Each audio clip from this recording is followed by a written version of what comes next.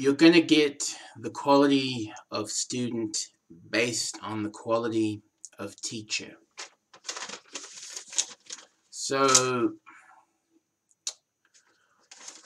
what this means is that if you have a teacher that is more concerned with ethics, you're going to have a student that is going to develop somewhat of an ethical inclination. If you have a teacher that is more concerned with morals, so the right and wrong of, how to survive in this world, then you're going to end up with a student that has a moralistic inclination, at least from their education they did.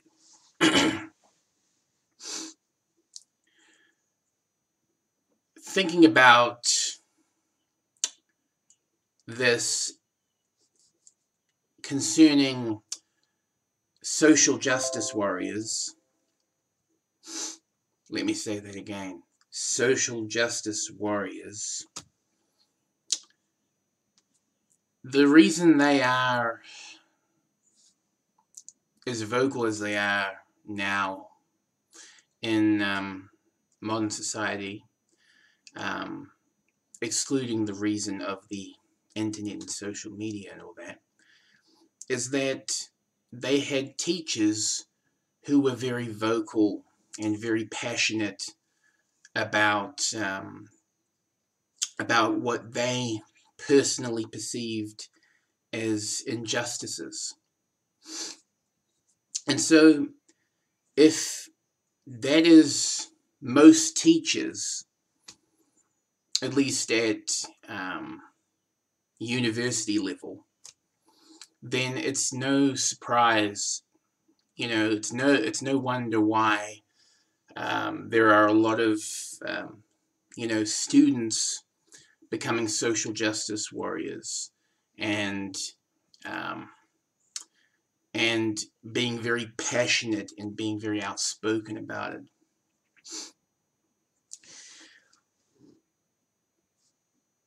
What if we decided unanimously to scrap all of our teachers that are current, What if we decided instead, we're going to restructure our education system.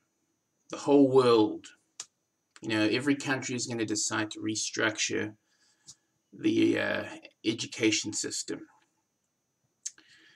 And the first rule of order is that if you are going to be a teacher, you have to be, you can be idealistic, but you have to measure that idealism with being logically consistent. So being realistic, pragmatic, in other words. What if we all decided, we're just going to start anew and we're just going to have a clean slate and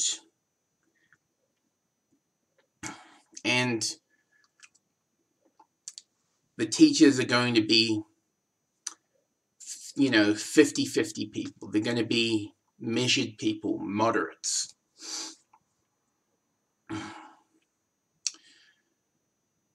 Well, even if we did that, even if we clean slate, it wouldn't change a thing.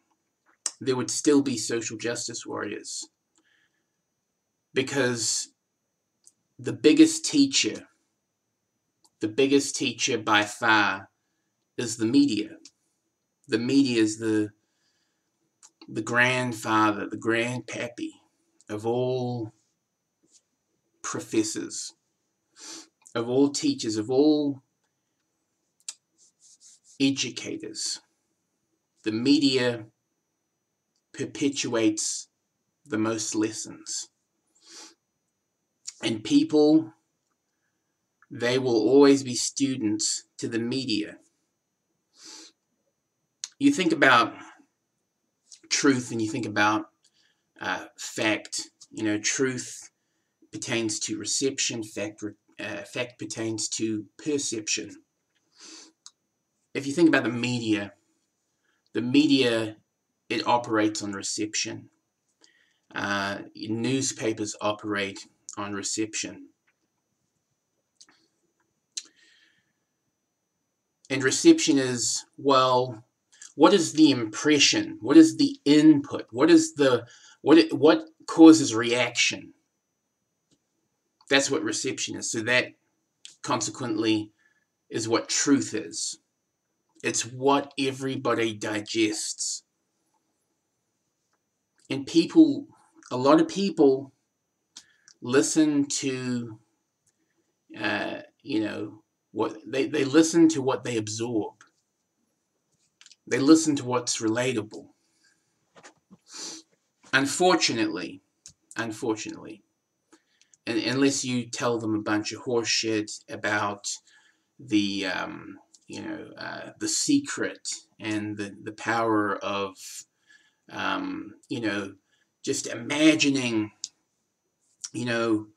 what's going to happen, and it'll just happen. It doesn't work like that. You can't just say I am this and then become it. You may not be able to become it. You'll just be your version of it, and your version of it could fall short from your vision of it. That happens a lot with people.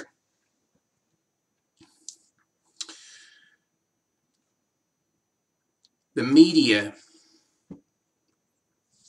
it uses truth, so uses reception, to continually teach this lesson of what matters most is, if you're passionate about something, and then, if it gets attention. So it's no wonder that you have a lot of social justice warriors roaming the streets.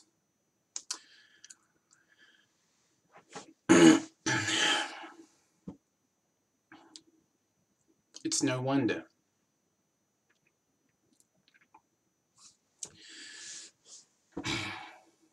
You think about how, and newspapers, news media, it's all focused around trying to establish a mirage of connectivity between people. It's like trying to create something that takes a very long and arduous time to create, and it's trying to sell you the illusion that it already exists right now, and that you can, if it doesn't, you can create it, with a little bit of enthusiasm and, a little bit of patience, and, and then, just nod your head,